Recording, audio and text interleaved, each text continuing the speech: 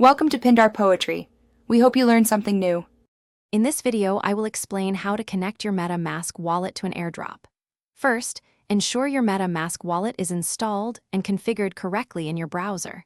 Always verify you are on the official website of the airdrop to prevent phishing attempts. Next, you'll need a small amount of the native blockchain token, like Ethereum, for transaction fees. This is crucial for successfully claiming any tokens. Be prepared to approve transactions within your wallet. Once on the airdrop's official website, locate the Connect Wallet button, typically in the upper right corner. Clicking this will prompt a list of wallet options. Choose MetaMask. Your MetaMask extension will then pop up, asking for permission to connect to the site. Carefully review the requested permissions before approving.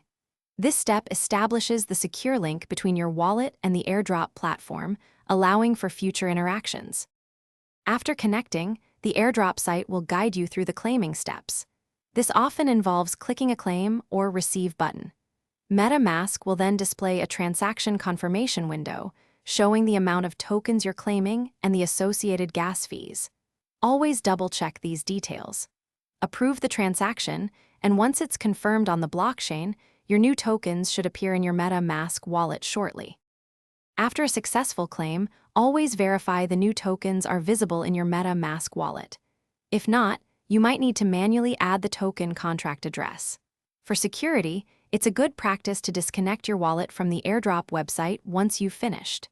This minimizes potential risks.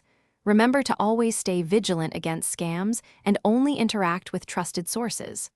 Also, for some great deals, including those amazing darn tough socks with a lifetime warranty, check out the links in the description below. Thanks for watching. Consider subscribing if we helped you.